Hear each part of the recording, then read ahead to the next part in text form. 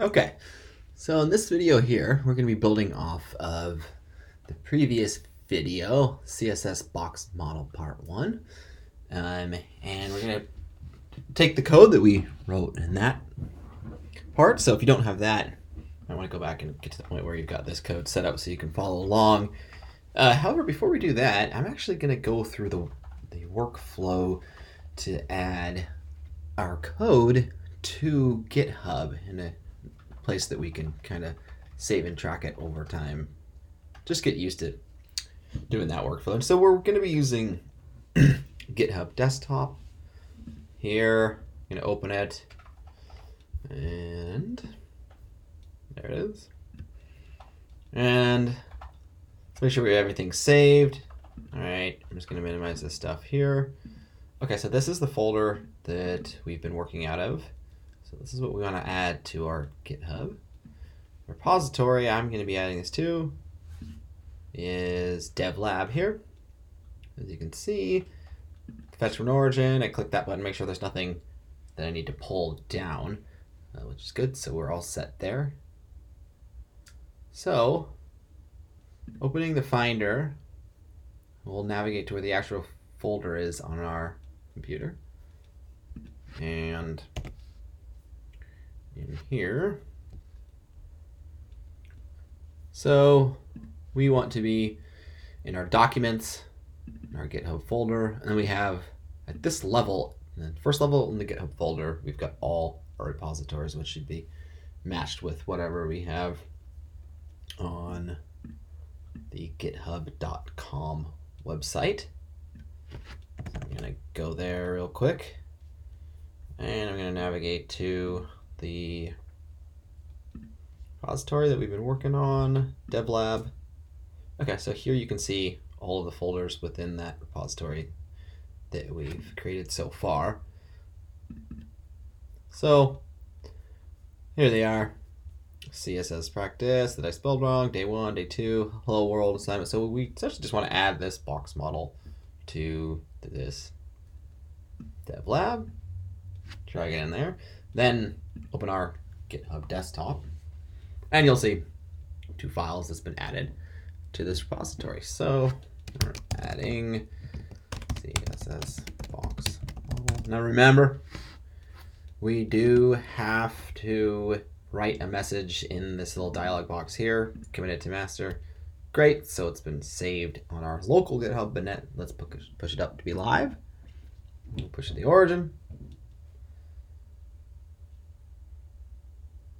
Okay, now we can go back to the github.com. Let's refresh the page. All right, check it out. 19 seconds ago, we added some content, and you can see right here, CSS box model has been added to this account. Cool. So to see this live, we've got some folders within folders here, so it can get kind of tricky. A little trick to get around that. We know that it's going to be in devlab/CSS box model. So we go to our settings where we made this live before. If you haven't done that, make sure that this master branch is set, or that it was none initially, and then we change it to master branch, and then we got this little link here. This is our live website. Okay, now we can do CSS box model here. Hey, check it out. That's the code that we've written so far. Now remember, when developing from here, don't develop on this, because you'll have to commit and push every time you want to see any changes. You want to make sure that you're developing on the local version. Therefore, all you have to do is save and refresh to get your changes. The local version being this one right here, and a good way to remind you which one you're on is if you look at the beginning of the URL, you can see file right there. So we know where it's file within our own computer. And this one obviously has the HTTP. So let's close it out for now and kind of jump back into where we were. But the main problem now is that we actually changed the directory. So this is now gone. So we're going to need to reopen it in our VS Code. So before, that's why we want to make sure we had everything saved. Okay, so we've got all this saved. Little message right there saying deleted from disk. That means we moved it into a different folder. So this is no longer referencing the correct file that we need. So we can just go ahead and close these out. Now go back to File, Add Folder to Workspace. So what we're doing, again, because we moved that folder from our desktop right here, right? And we moved it into this folder on our desktop. We need to make sure that this is now where we're getting our code from, rather than the original spot, which doesn't exist anymore. That's why VS Code said, hey, this has been deleted from the disk. Now it's been moved, we know that, but the VS Code didn't know that. And so that's why I gave you that message. So again, let's add the new folder, or the moved folder, add folder to workspace. And we need to go to Documents, GitHub, and then DevLab. There it is. Now at this point we could add all of these, but to keep things clean and clear, let's add the CSS box model here. We'll add that. Okay, great. So now it looks the same here. But see, this guy's still here. So this is why I kind of recommend always making sure you're only working on one, so we can remove folder from workspace. And as long as everything's saved, it's fine. All right, so we've got our index, and then I'll also open up the CSS as well. Sometimes you have to double click. Okay, double click, they won't override each other in the view. Okay, Command+B. That was the other note that I wanted to add to this little dialog I have over here. VS Code. And these are the ones from the previous. And so it's Command+B. And this. Well, oh no, we already did that. It's right there. Never mind. Whoops. Okay, so we'll leave that there for additional notes. Now let's just go ahead and double click this guy to open him up. All right, now this guy was the one that didn't work. These are useful little resources that we're going to be using. Now we want to file, and then not file, excuse me. View, developer, and then developer tools. You're on the elements here. Remember, if you want to inspect it, you have to click this little dialog box right here.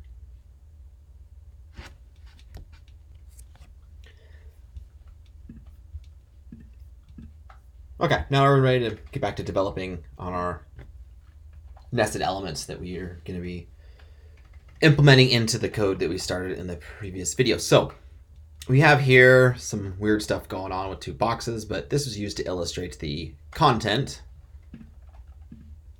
right? Represented here in the blue highlight, and then in the green background area we have our padding, and then the border around the edge of the padding, and then the margin, which is the outside space in between the individual elements. So what we're looking at right here, this whole thing, is what's represented right here. This one's the top one, this one's the bottom one. So at this point we actually want to nest elements. And the easiest way to do that is to, within an element, see we've got our opening and closing, so we want to nest it in here. We can create another div, like okay, the nested one. And then we can save it and refresh.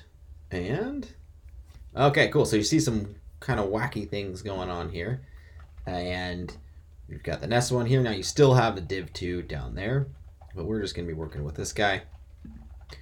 So you can see, because this is a div, it's going to be styled the same way as this div that it's within and this div that it's not within, but they're all following the same style guide, because in our style sheet we styled them all this way to a specific div.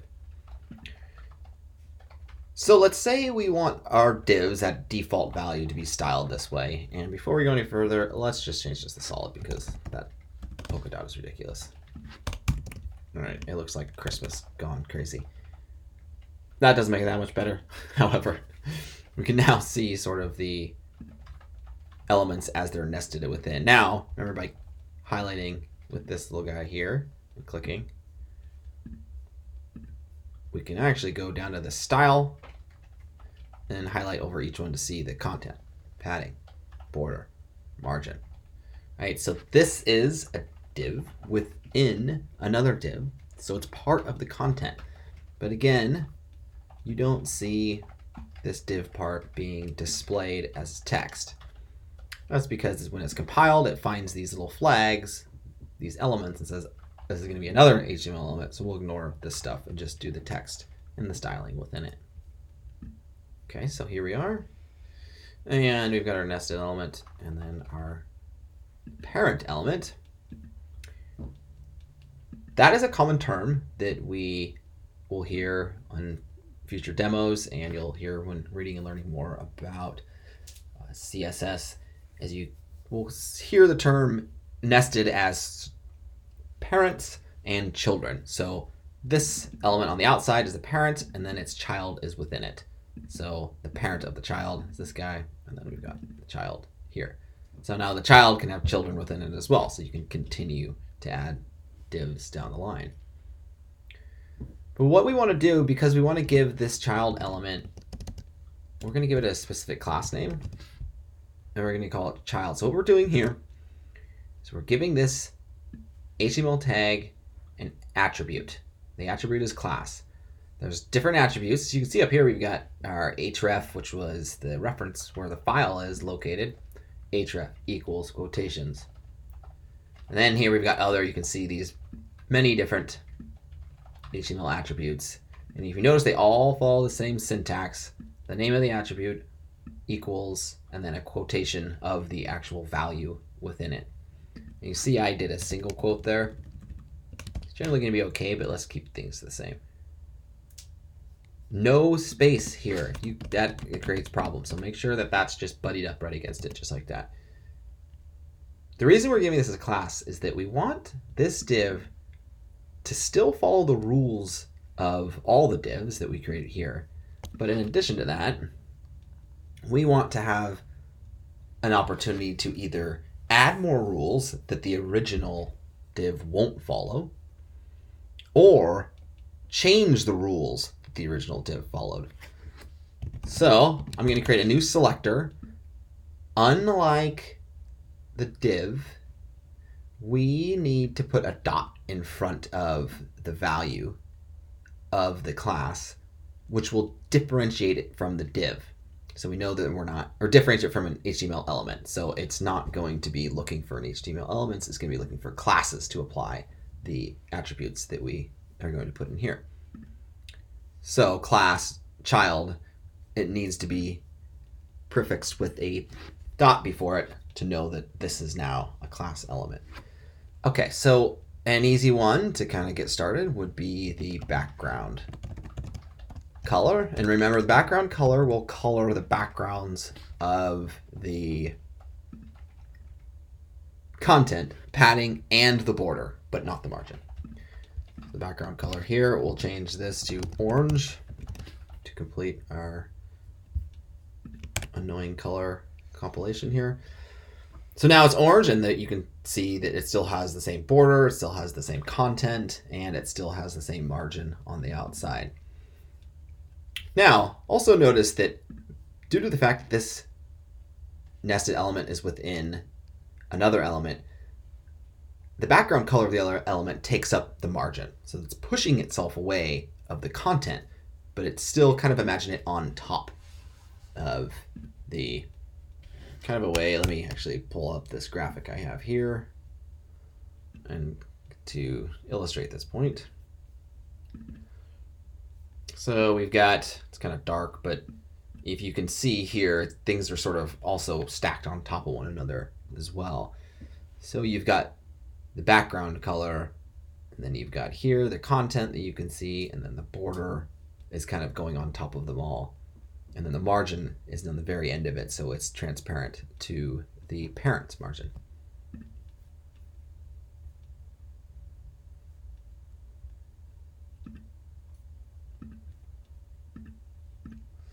Okay, so we were able to change the styles of this nested element without changing all the styles of all the divs by giving it a class and then giving the class a background color of orange. So it only changed that one color. We could also give it additional, we could change the font type which we do font family in this case.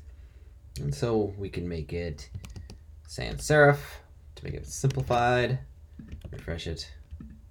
Whoop. You can see I got a little error there saying, nope, I did a colon when I need to use a semicolon. Refresh it. You can see the font slightly changed right there to be sans serif. So again, we added an element and it didn't affect the divs, all the other divs, only the divs with the class of child. We could go ahead and change other elements if we wanted to here. Change the border. Maybe we want this to be 10. We want it to be blue. Save that so it's solid. Let's go back to our dotted just to illustrate the difference. There we go. So it's a little smaller. It's dotted and it's blue. And generally speaking, when you make a selector for all the divs, you sort of want them to, for the most part, be the attributes that you're going to use most commonly, so you're overriding less frequently. Just kind of makes it less work for you. So at this point, we've almost changed everything, but still a few things, and let's save a little bit of time. So let's remove the border.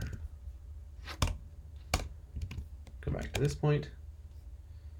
All right, so there we are with our nested CSS styling and our element nested within the original parental div here. You can also see that all the styling preserved for div 2 due to the fact we didn't change any of the div information here. And that's it for this video. The next video, we're actually going to jump into using CodePen, and we're going to take this code here and plug it into CodePen to see how that works as a bonus. However, make sure you can mimic this effect here, change the attributes so you can see them change so you know they're changing, and make sure to keep all of your code committed and pushed onto GitHub. So for the finale, we'll go ahead and walk through that together. GitHub desktop. Oh, look at that. All those changes there. So we added a nested div. Also be a note for what these things are called. And we wanted to commit it and we want to push it as well.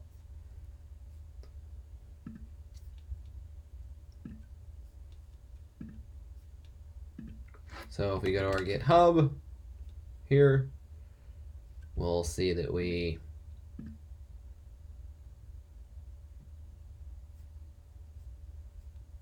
can go into our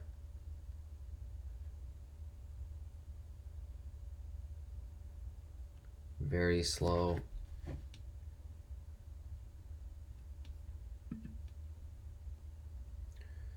there it is, committed 41 seconds ago.